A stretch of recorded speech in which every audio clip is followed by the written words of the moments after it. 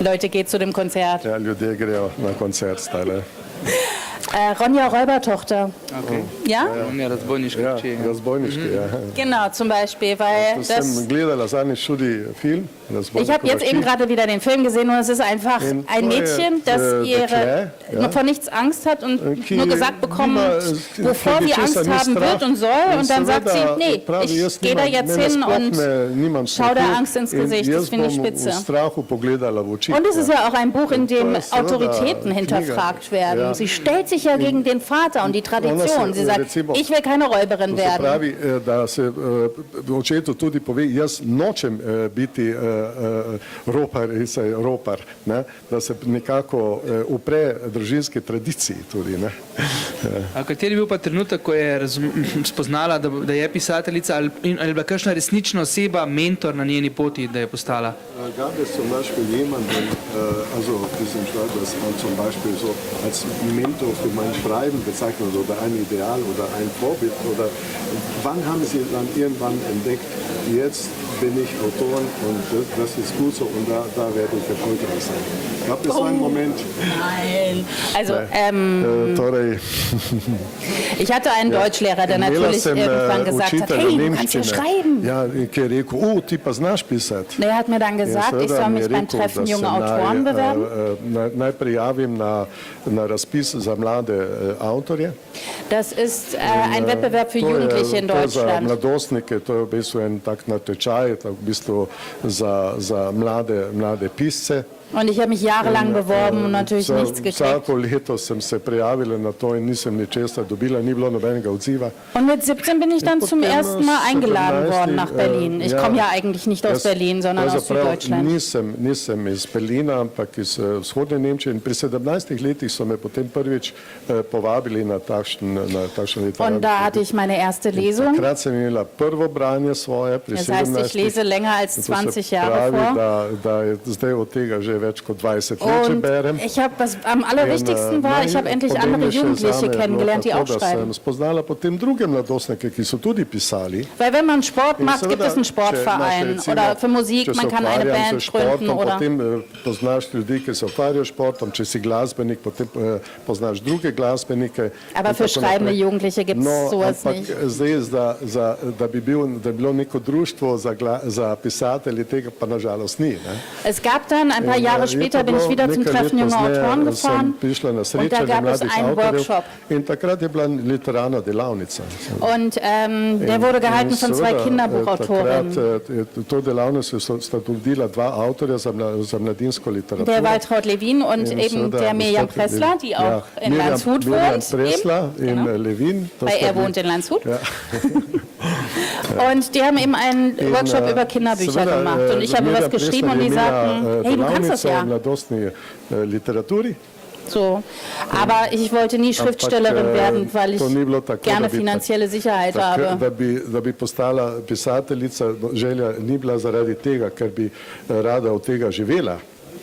Das ist eher zufällig passiert. To je čisto slučajno, po naključju se je to zgodilo, da lahko od pisanja živim. Je se v Nemčiji težko prebiti oziroma uveljaviti kot pisatelj? In kako težko? Ist es in Deutschland schwierig, sich als Autor zu etablieren, also insgesamt als Schriftsteller und damit zu leben? Oder warum ist es so? Kann man sagen, dass es schwierig ist? Da živiš, da se etabliraš in da lahko tega živiš oboje, ne? Ja, beides, ja. Da opozoriš. Ich immer beides, natürlich. Er will alles im Ganzen. Ich merke schon, das Gesamtpaket. Aha. Also, ich bin ein Sonntagskind. Jaz sem rojen v nedeljo, to se pravi srečen otrok, ja. Gibt es den Ausdruck Sonntagskind? Ja, glückliches Kind, ja. Ja, aber tatsächlich sagt man im Deutschen, wenn man am Sonntag geboren wurde, Ja. Dann hat man so. Und ich bin sonntags geboren und habe deswegen Glück. Jetzt übersetzt. Ja, no, jaz sem rojena sem v nedeljo in to je bil pač srečen trenutek. Ne, v Nemčiji obstaja tak izraz, ne, nedeljski otrok, ne, tako je srečen otrok. Ja. Ja. Ich habe das Glück gehabt. Italien nato con la camicia, ne, se reče temu, ne bi poznal. In seveda, imela sem srečo. Ich habe das Glück gehabt, dass ich immer zum richtigen Zeitpunkt die richtigen Leute treffe. Und sage, hi, ich bin Tamara, wer bist du? Und dann sagten die zum Beispiel, hey, ach, du schreibst, ich habe eine Theatergruppe, magst du nicht für uns Stücke schreiben?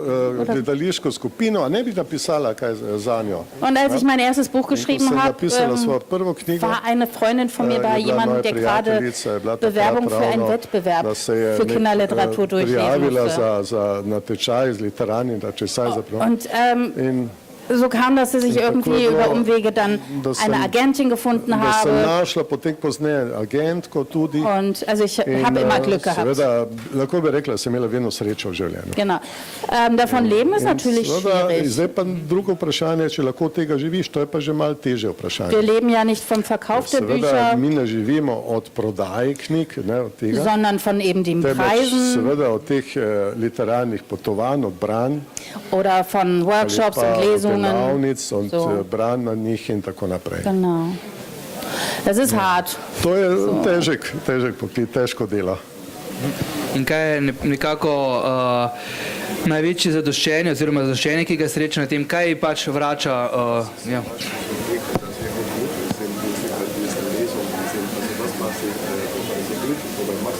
Die Schüler oder nicht? Beide. Beide? Das ist nie die Antwort. Okay, die beste Lesung, die ich mal hatte. Okay. Ich erzähle jetzt von der besten Lesung, die ich mal hatte. Ich war in der Schweiz und ich hatte schon eine Lesung gemacht. Und dann wurde mir gesagt, Frau Bach, die Klasse, die jetzt kommt, ist die schlimmste Klasse in dieser Schule.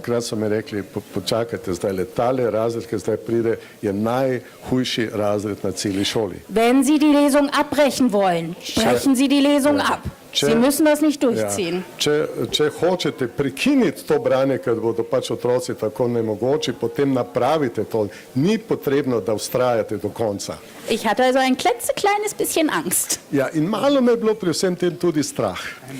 Und es waren so bezaubernde Kids, die tatsächlich am Ende der Lesung alle zu mir kamen, einzeln, und mir die Hand gegeben haben und sich bedankt haben. Die Hand, das ist mir sonst nie wieder passiert. In to so bili tako očaljivi, tako krasni otroci, učenci, ki so potem po branju vsak posebej je prišel k meni in mi dal roko. Tega se mi že nikdar ni zgodilo. Das war das größte Glück. Ja, in to je bilo največ zame najlepše doživetje.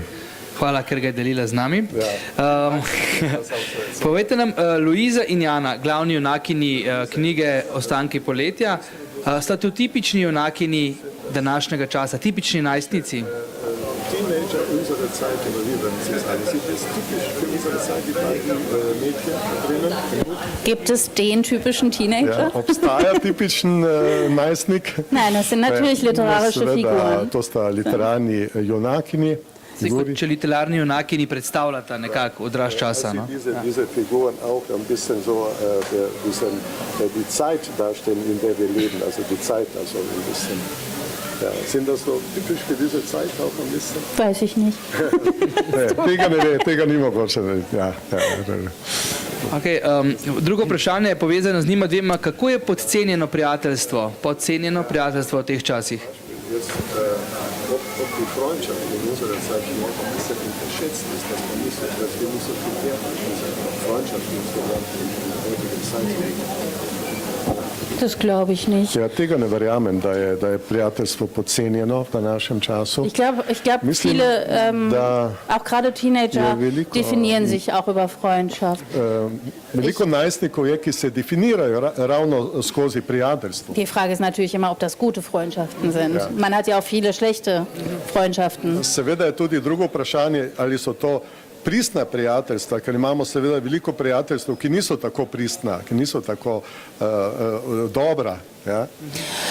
Also ich habe letzte oder vorletzte Woche habe ich mit Schülern darüber geredet, dass ich froh bin, zu meiner Zeit Teenager gewesen zu sein, weil ich zum Beispiel Briefe bekommen habe. Ich hatte viele Brieffreundschaften und dass sie dieses Gefühl gar nicht mehr kennen, wie das ist, einen Brief zu bekommen. No, ravno pred tednom ali pred 2 tednoma sem imela branje, na kateri sem pripovedovala, da sem v svojem najstniškem času imela veliko pisemskih prijateljev, to se pravi, s katerimi sem se dopisovala, da sem dobivala pisma, ne? In to je seveda nekaj, kar današnji mladostniki in najstniki seveda ne poznajo več, ker ni več pošiljanja pisem. Und dann sagten die Teenager, wissen Sie, wie viele SMS wir pro Tag verschicken und kriegen? Das macht bestimmt mindestens einen Brief aus. In potem je eden od teh mladostnikov rekel, a veste, koliko kratkih sporočil mi pošiljamo vsak dan? To je zagotovo več kot neko pismo. Ampak v teh pismih, v teh SMS-ih, ne kratkih, gre za drugačno formo izražanja, ne, kot v pismih. Es ist nicht dasselbe. Absolut. In seveda je to absolutno čisto drugo izražanje. Und es haben ja auch damals nicht alle Briefe geschrieben. So. No, seveda tudi takrat niso vsi pisali pisem, takrat v tistem času. Ampak vsem se je bilo treba usesti, vzeti čas, zapisati. Prosten pa sem bil se mijam, musím se hinsetzen, koncentracijo, brief zu schreiben. Ja, seveda, to je bilo tako, ja. Mora se vzeti čas. V redu. Pri dekletih, kot sta Luiza in Jana, mogoče pogrešam kakšno fantovsko figuro, oziroma da bi se pogovarjali o fantih, razmišljali o fantih, debatirale, klepetale, ne? Kar najstnice počnejo dan danes. Ne?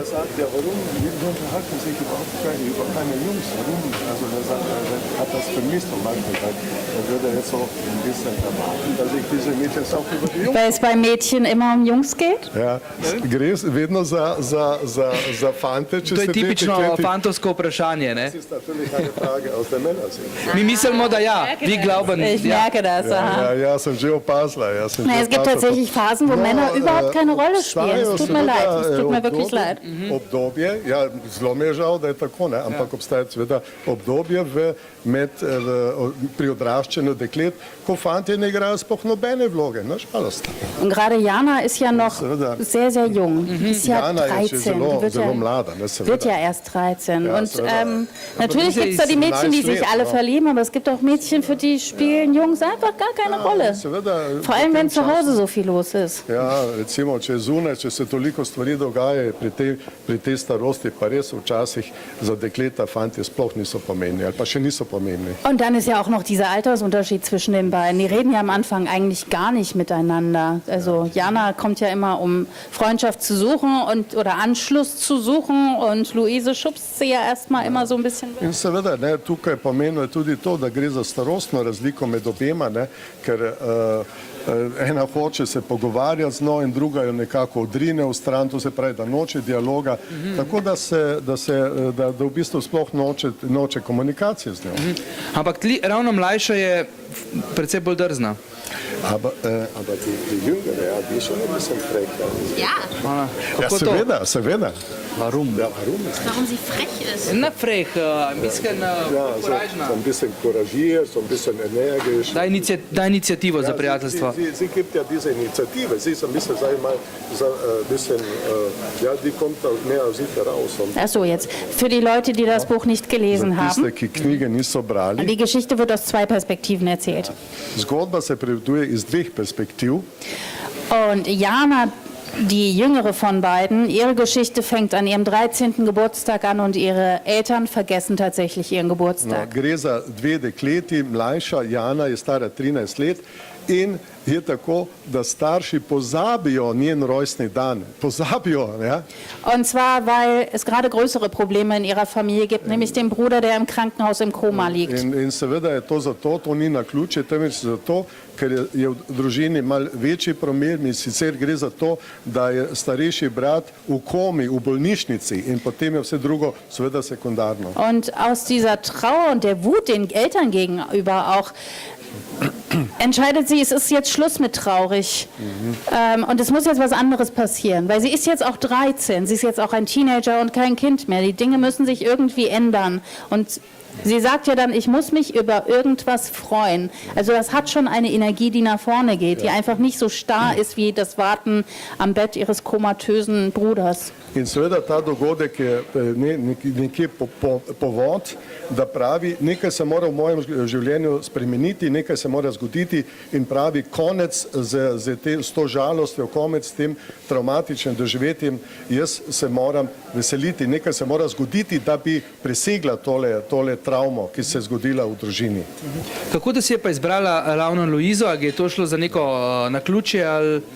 Und jetzt ist natürlich Luise, die sie ja, ist das jetzt ganz zufällig bekommen? Oder? Ja, die ist mit ihrem Hund vorbeigelaufen. Und Jana mag Hunde. Prišla s tem psičkom mimo in pač to se je Junge zgodilo. Hunde sind das Beste gegen schlechte Laune tatsächlich. Ja, in seveda, mladi psi so najboljša zadeva, najboljša stvar proti slabi volji, ne, da se razveseliš. Če malo karikiramo, današnje najstnice bi bile verjetno bolj prisotne na telefonu, kakšno bi mogoče celo vlogala oziroma imela kakšen Instagram profil. Nobena od teh dveh tega nima. Tukaj je prav, so medčloveški odnosi poudarjeni kot neka vrednota. Naključje ali? Ja, und das ist jetzt so, dass für die ist das die Möglichkeit ist so ein bisschen das Wichtigere dieses Zusammenleben. Der Text ist ja auch von 2010. Müssen wir jetzt noch mal kurz... So, to besedilo je še malo starejše, ja seveda, zaradi tega iz leta 2010 in seveda vloga telefona ni tako kot pa v današnjem času. Jana sagt zwar an einem Punkt, dass sie mal im Internet nachguckt, aber dass keiner geschrieben hat und also keiner denkt an sie. Und die beiden sind einfach sehr isoliert, jede für sich. Da hilft auch das Internet irgendwann nicht mehr. Da recimo Jana že kje vpraša enkrat oziroma reče, da mora pogledati na internet, če je kdo pisal, ampak to je malo obrobje. Obe sta tako, ja, se sliši? V redu? Ja? Okay. Tako da potem pravi, da sta obe tako izolirani, da tudi noben internet pri tem ne pomaga. Ne? Tako da vloga interneta je tu čisto marginalna. V ospredju pa so medčloveški odnosi. Super. Okay. V knjigi so pod posebnim drobnogledom pod narekovaji tudi starši oziroma njihova odsotnost, njihov fokus niso prisotno odsotni.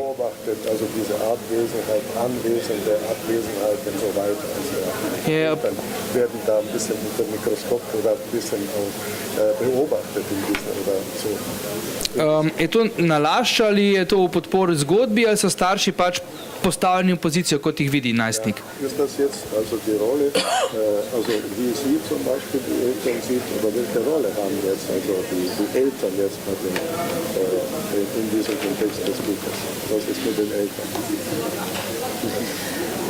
Ich hole jetzt aus.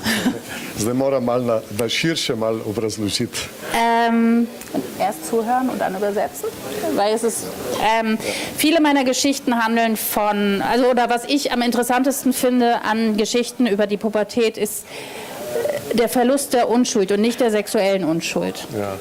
Zame je pomembno, da je to najstništvo, odraščanje, je izguba neke nedolžnosti, ampak ne izguba nedolžnosti v spolnem smislu. Und das heißt zum Beispiel auch, dass man als Teenager irgendwann feststellt, meine Eltern können mir nicht immer helfen oder meine Eltern verstehen mich auch gar nicht.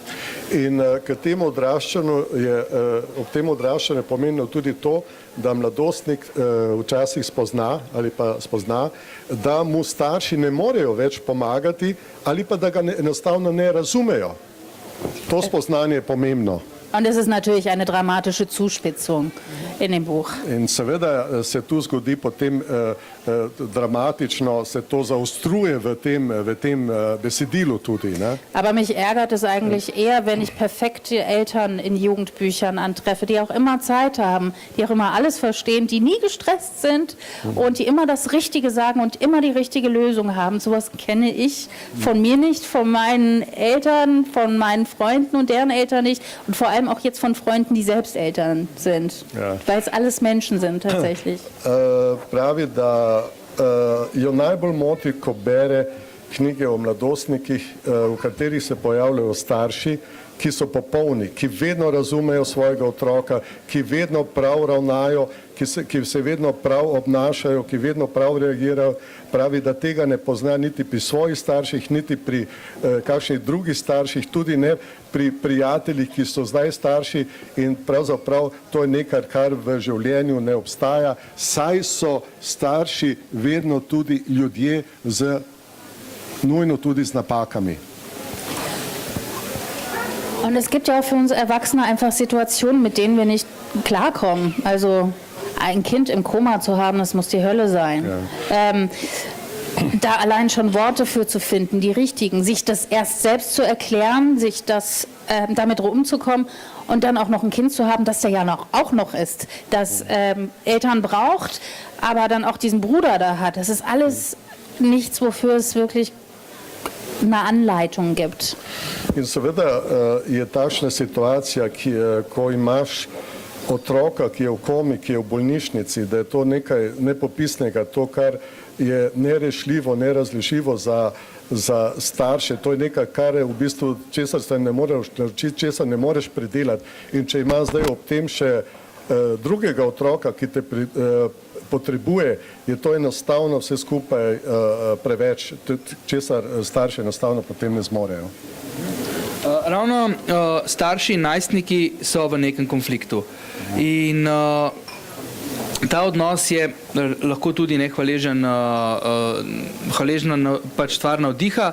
Kaj je ta odnos dal njej? Dieses Verhältnis zwischen den Eltern und Kindern, das ist jetzt so eine Konfliktsituation. Ja? Wie ist für Sie also ganz konkret jetzt diese Situation, also Eltern, Kinder, so diese Konfliktsituation. Was bedeutet das jetzt also konkret auch für Sie, wie Sie das verstehen? Also wollten Sie das genauer also drauf auf diese Situation eingehen?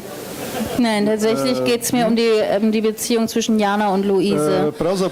Die Abwesenheit der Eltern ist eben der Schauplatz dafür, dass da eine neue Beziehung entsteht, weil eben eine Lücke da ist, die gefüllt werden muss. No, zame je bilo pomembno to, ne, da imam pravzaprav odnos med tema dvema dekletoma. Tisto je bolj sekundarno, v bistvu je to nekako povod, da se razvije ta odnos med tema dvema dekletoma, vse drugo je pa nekako v ozadju. To ni bilo zame primarno. Nisem hotela tudi razrešiti nekega konflikta med starši in tem. To je bilo zame čisto nekje ena okvirna zadeva, drobna. Dokje lahko seže prijateljstvo teh dveh punc? Ja, also wie weit kann diese Freundschaft zwischen diesen zwei Mädchen reichen? Wie weit kann sie gehen, diese Freundschaft? Das ist ein Buch, das ist nicht wirklich passiert. To je seveda... Ne, po njeno, kam bi lahko segla, to? Nein, das so, Ihre Meinung, nicht jetzt Buch, also was Sie meinen, wie weit kann so eine Freundschaft gehen, also was kann da alles passieren?